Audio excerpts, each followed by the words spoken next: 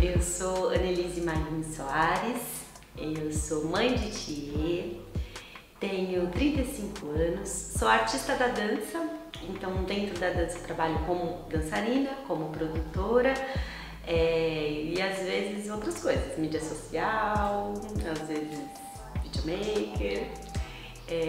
Sou mulher, cis, hétero e moro na zona leste de São Paulo, atualmente no Sapopemba.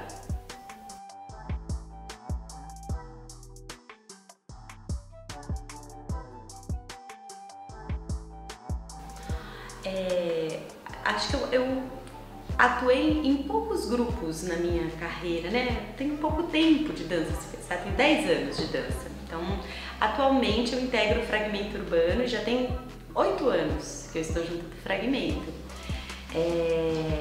É a minha companhia oficial. Eu digo que é muito difícil para mim trabalhar em outras, justamente porque a minha dedicação é muito grande dentro desse grupo.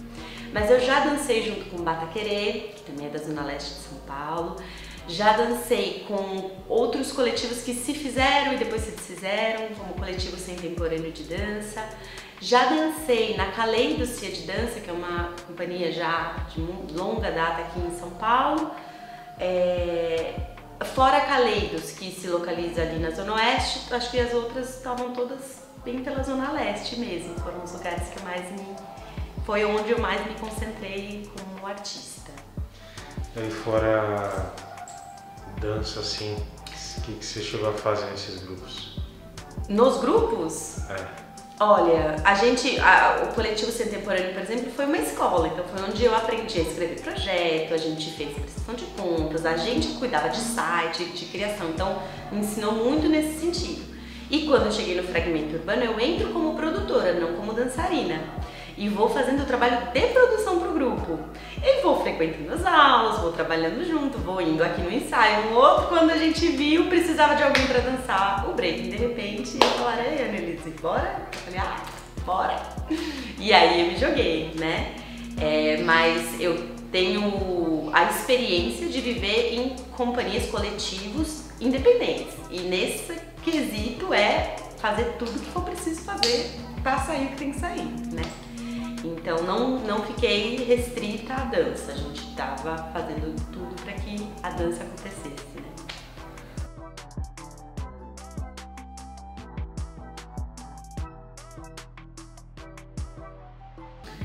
Vou voltar antes então um pouquinho.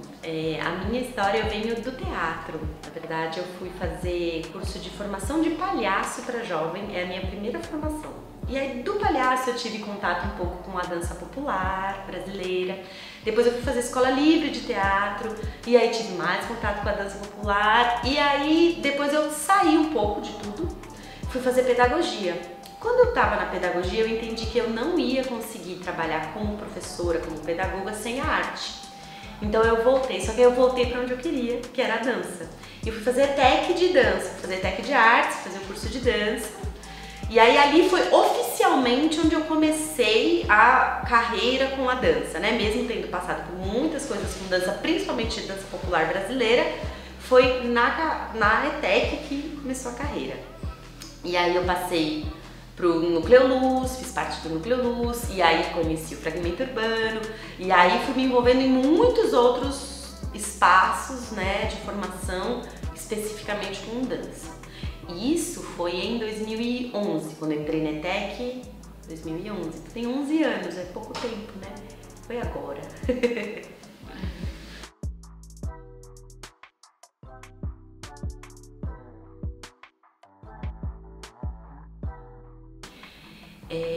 Apesar de eu ter feito a universidade, né? Fiz um curso de pedagogia numa universidade federal, tem todo um peso de ter feito isso. Dentro da universidade também eu comecei a me questionar sobre o que era educação. Eu estava fazendo curso de pedagogia e tentando entender o que era educação e por que algumas educações eram mais consideradas que outras. E por que, por exemplo, fazer universidade é algo que é tão importante dentro da nossa sociedade e a oralidade, o saber popular é tão desmerecido. Então, quando eu fui fazer o mestrado, eu fui falar justamente da educação que está fora das bordas da escola, que está fora desse campo do que a gente chama de educação formal, né? Onde é que está a educação que acontece nos outros lugares? E não, a minha intenção não era, sei lá, comparar, dizer que essa é melhor, essa é pior, não é isso, mas é dar a ver, dar importância para uma educação de dança que está acontecendo fora dos locais oficiais e que não são consideradas educação, né? E eu comecei essa pesquisa a partir de uma viagem que a gente fez, Douglas e eu, via Fragmento Urbano, que a gente chamou de Fragmento na Mala, que foi viajar pelos 9 estados do norte e nordeste brasileiros, num mochilão. E a nossa ideia era encontrar a galera da dança. Eu queria encontrar a galera da cultura popular e o Douglas a galera do hip hop. Mas a gente encontrava todo mundo junto. E aí, a oralidade, ela é a base fundante de ambas. Eu tô colocando em 2, apesar de elas serem milhões, cada uma delas, né? Tanto hip hop quanto as danças brasileiras são milhões aqui, né? Mas a oralidade, ela é tecnologia de conhecimento dos povos negros e indígenas, povos que fundaram, sem sombra de dúvida, a cultura desse território. Então, se a gente desconsidera a oralidade como um saber valorável dentro dessas produções de dança, a gente está cometendo mais um crime. De novo, outro de dizer isso aí não é dança, isso aí é cultura popular, isso aí não é dança, isso aí é hip hop. Não, calma lá. A gente precisa ter muito cuidado quando faz isso. Então, para mim, a importância, a oralidade, ela é base fundamental. A gente tem uma autora que a gente adora, ainda em vida, Leda Maria Martins, que é uma referência para pensar danças negras no Brasil, teatro negro no Brasil. E ela tem um texto em que ela chama, o texto chama, acho que é Oralitura, eu não vou lembrar agora o nome completo. Mas o que ela diz nessa reflexão, nesse pensamento, é que os povos negros, quando foram retirados e trazidos à força para a América, eles trouxeram o seu saber dentro da oralidade, na voz e no corpo. É uma tecnologia de sobrevivência. Então essa mesma tecnologia se mantém no hip hop quando ele nasce nos guetos pelas populações pretas, periféricas, latinas, que a gente chama, né? Então os latinos que foram para os Estados Unidos, os povos indígenas que compõem essa população que também estão ali, têm a oralidade como fundamento de vida. Então, fazendo essa contraposição, é base. Foi assim que eu aprendi, até hoje. Então, desde que foi criado até 2022, a gente ainda chega no céu e é um pequeno quilombo que está ali. Céu é o Centro de Educação Unificado, né? Esse espaço que os b-boys e as b-girls usam para treinar. É um pequeno quilombo da galera se unindo e ensinando ali, ó. Aqui, por quê? Porque aprendeu assim, porque o seu mais velho aprendeu assim também. E assim como nas praças, assim como, sei lá, centros culturais, assim como no quintal de casa. Nessa viagem a gente viu as manas e os manos treinando numa casinha. Era a casa que cabia todo mundo para treinar, então era ali que a gente ia treinar. E é um esforço que tem que ser feito de valorizar esse conhecimento. É um know-how, é um conhecimento que se tem. Então eu lembro nos primeiros passinhos de break, assim, que eu tava assim, brincando de fazer break, sozinha num canto, veio um cara mais velho e falou, ó, tenta fazer assim, tal, você tá ao braço, você precisa abrir aqui e tal. Isso é um saber, é um conhecimento de percepção, de força, de tônus, de intenção, que é desconsiderado só porque não está no livro, só porque não está numa universidade, só porque não está numa academia. E a gente precisa fazer o trabalho reverso, até porque muitos b-boys, muitas b-girls já estão na universidade e estão escrevendo sobre isso. Era isso que vocês queriam? Tá escrito. Mas para além disso, há um saber aqui que é muito valioso.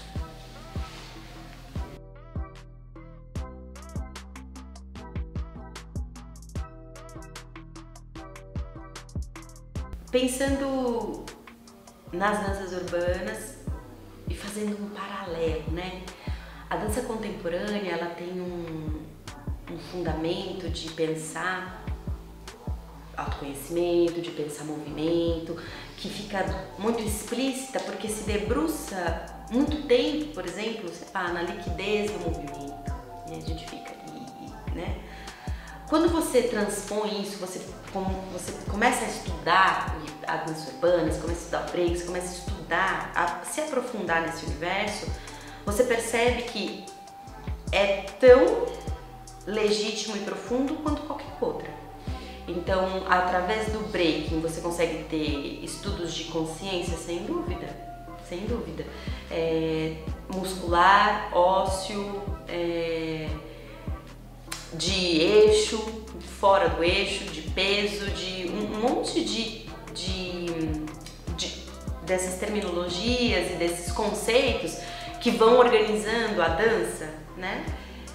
Do jeito próprio, e aí a gente vai entrar no mundo, né? Do jeito próprio do breaking, do popping, do locking e por aí, todos os seus milhares de ramificações, a gente consegue fundamentar essas técnicas. São técnicas de dança, são técnicas de conhecimento de corpo, são técnicas de ensino e técnicas de criação, né? Então, tem que eu acho, né, assim, precioso, acho até hoje, que você começa a aprender o breaking, aí você aprende, faz o baby freeze, aí você faz depois não sei o que, aí você vai ali, aí você vai lá, aí você aprende o bounce, aí você aprende que tem que ter não sei o que, você aprende que tem que ter musicalidade, e aí você vai pra Cypher, e quando você vai pra Cypher, você não pode usar tudo aquilo que você aprendeu, você tem que criar o seu. Então, além de tudo, você propõe um lugar de criação, de criatividade. Então, se você copia alguém, todo mundo sabe, porque todo mundo assiste, porque todo mundo se vê. Então, olha que amplo, né, esse ambiente de fazer dança, esse ambiente de fazer break.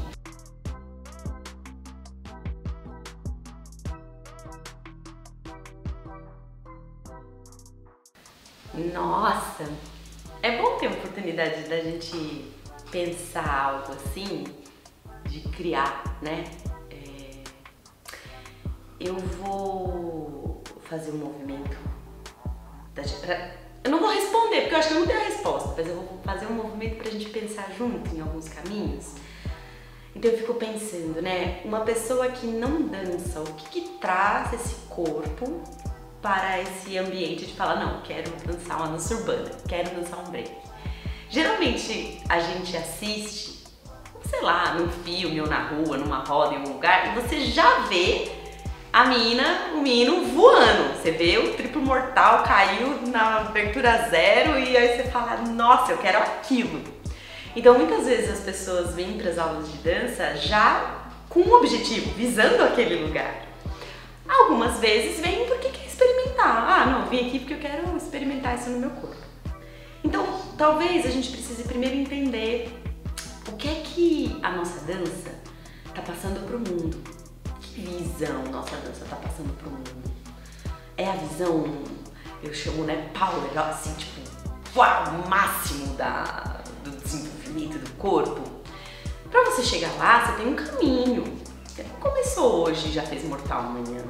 Fez um caminho de fortalecer musculatura, osso, de compreender desenho, como é que sobe, como é que desce.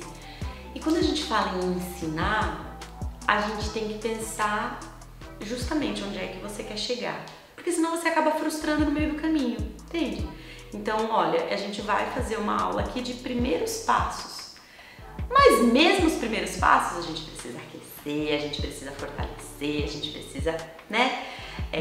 E aí eu vou usar o exemplo de um amigo que me levou numa cachoeira uma vez. Ele era guia na Chapada Diamantina e ele me levou numa cachoeira enorme, chama Cachoeira da Fumaça. A gente andou por mais de 1 hora. Chegando lá, a primeira coisa que eu queria fazer era, botar a cabeça pra olhar a cachoeira de cima. Ele fez, espera, calma, vem cá, senta aqui. A cachoeira tá lá, ela não vai sair de lá. Come um negócio, come uma fruta, bebe uma água, espera um pouco. Aí fiquei em ansiedade. Aí fui acalmando, não, beleza. Então agora vai lá e olha a cachoeira. Tem um tempo, as coisas precisam de um tempo, porque senão você não aproveita nem a subida, nem a vista da cachoeira e já quer voltar correndo. Com a dança pra ensinar dança, pra mim é do mesmo jeito. Às vezes você só olha a cachoeira e é lá que você quer chegar. Calma, tem um caminho, e quando a gente tá quase lá, você precisa sentar e olhar de longe, porque você precisa saber de si, do seu corpo. É uma grande responsabilidade como educador você ensinar algo que é tão perigoso, é como um professor de circo, é como um professor, né? A pessoa pode dar um passo e quebrar o tornozelo. Então é uma responsabilidade muito grande.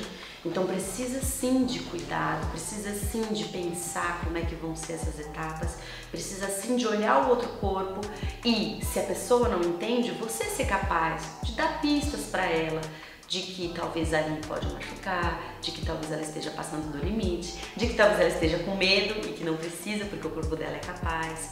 Então precisa de muita sagacidade de quem ensina, de quem propõe, e precisa de muita paciência também.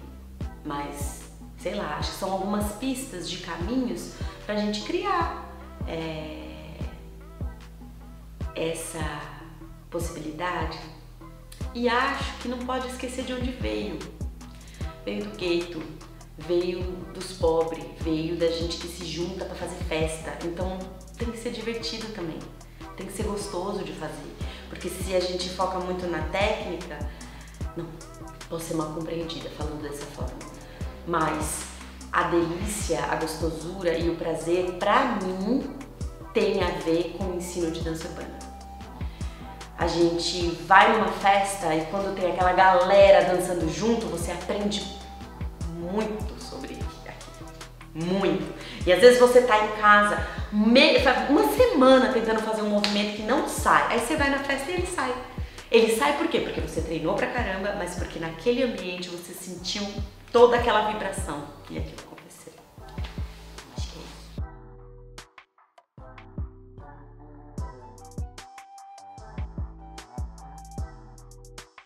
é isso. Vou falar a partir da experiência do Fragmento Urbano, né? Fragmento Urbano é um grupo que dança na rua. E quando a gente começa com o trabalho com hip hop, ele é chamado de dança de rua, porque de alguma forma era ali que o babado acontecia, né? Claro que tinha os bailes, tinham outros espaços, mas era na rua. A gente tem um prazer imenso de dizer que a gente nunca ficou sem público, porque sempre tem gente na rua. Dia de chuva, pode ter dia de, sei lá, eleição, Copa do Mundo, tem gente na rua. E a gente encontra as pessoas que não são da dança, né? Que não estão nessa bolha da dança. Às vezes eu sinto até falta, falo, nossa, o pessoal não vem assistir muito a gente. Mas por quê? Porque a gente tá metido lá, dentro da quebrada, numa rua que ninguém nem sabe como é que chega lá, fazendo o babado acontecer, o bagulho acontecer. Eu acredito que a arte é direito de todo mundo. Né? Então a dança, a experiência com, sei lá, o cinema, o teatro é direito das pessoas.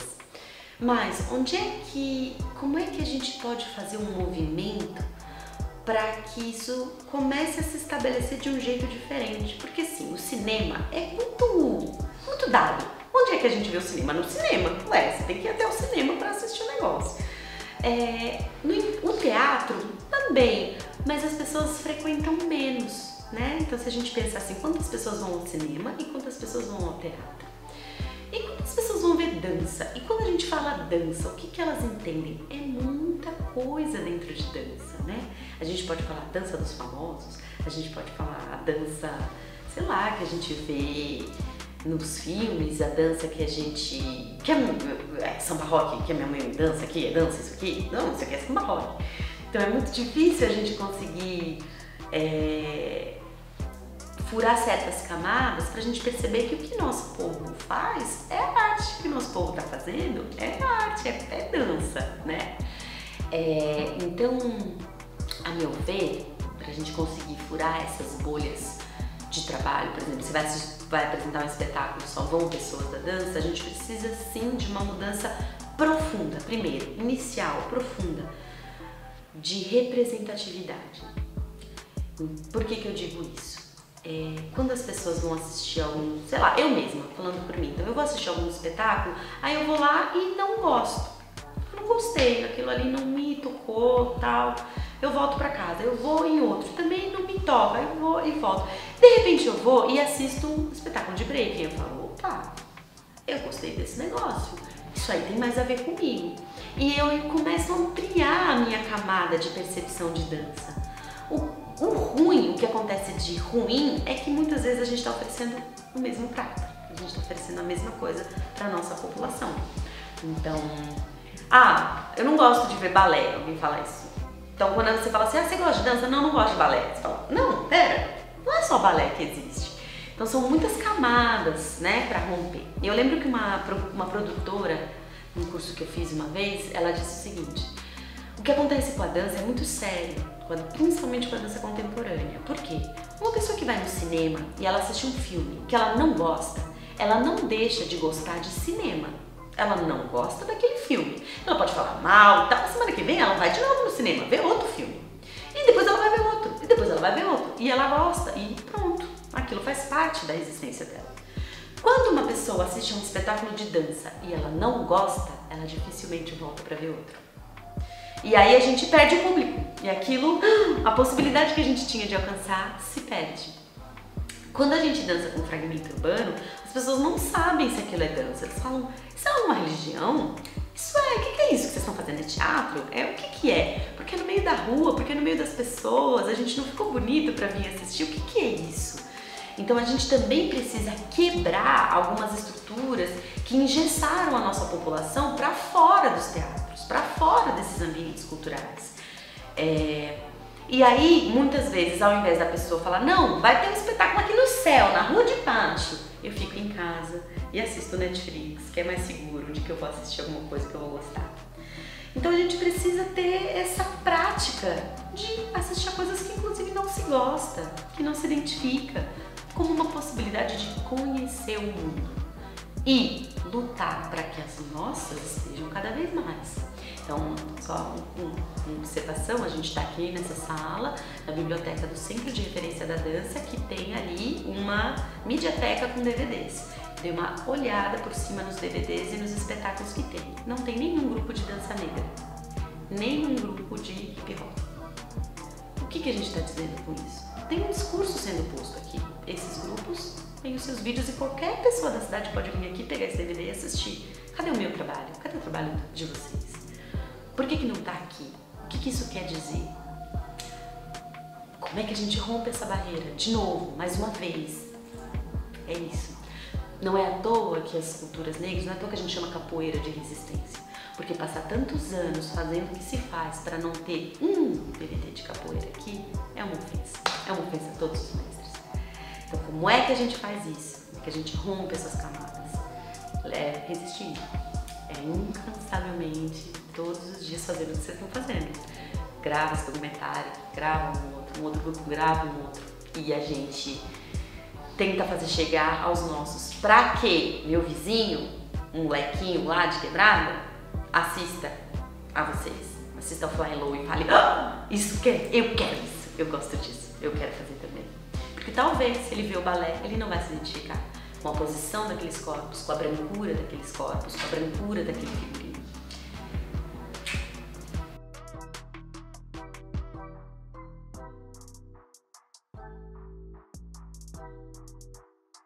Olha, eu digo com toda a certeza e clareza do meu coração que tudo que eu tenho hoje, quem me deu foi a dança. Tudo. Olha, eu vou falar tudo aí, papel no meu coração aqui. De marido a casa. De verdade, assim, a dança ela foi me tomando em muitos aspectos. Então, eu posso dizer que eu construí uma carreira hoje. Carreira em dança. Então, eu sou, hoje quando eu posso dizer, você é Annelise do quê? Annelise, artista da dança, né? Eu conquistei a possibilidade de conhecer muitas pessoas, então eu viajei no Brasil muito, viajei, sei lá, para vários municípios do estado de São Paulo e viajei para Moçambique com a dança. Fui para Argentina com a dança, fui para outros países, foi a dança que me levou. Fui para dançar, fui para pesquisar dança e fui com o dinheiro que eu ganhei dançando passear também, né? Não é uma carreira fácil, mas ela é possível de ser feita. Só dançando? Não, dando aula, fazendo projetos paralelos, né? De assim, eu não estou dançando, mas eu estou produzindo, não estou dançando, mas eu estou cuidando disso aqui. E prêmios, né? Então assim, o Fragmento Urbano ganhou o APCA de dança como grupo Revelação em 2015. Isso é incrível, assim, né? Então eu que venho do teatro, pra mim que venho do teatro, o APCA era uma coisa assim, nossa, lá longe. Ter ganhado esse prêmio com um grupo periférico da Zona Leste de São Paulo, puta conquista. E acho que eu ganhei percepção de mim, percepção racial, percepção de gênero, percepção de corpo, de prazer, de muitas coisas. Então assim, eu lembro, né, pai falando numa experiência, a Coletivo Contemporâneo que eu comentei com vocês, foi o primeiro coletivo que eu tive de dança, era formado por 7 mulheres. E a gente queria falar sobre o corpo da mulher na rua. O trabalho chamava Maria Sem Vergonhas, das Flores no Asfalto. E a gente começou a conversar sobre ser mulher. E a gente tinha mulheres lésbicas no grupo, mulheres bis, a gente tinha mulheres casadas mais velhas, mais novas.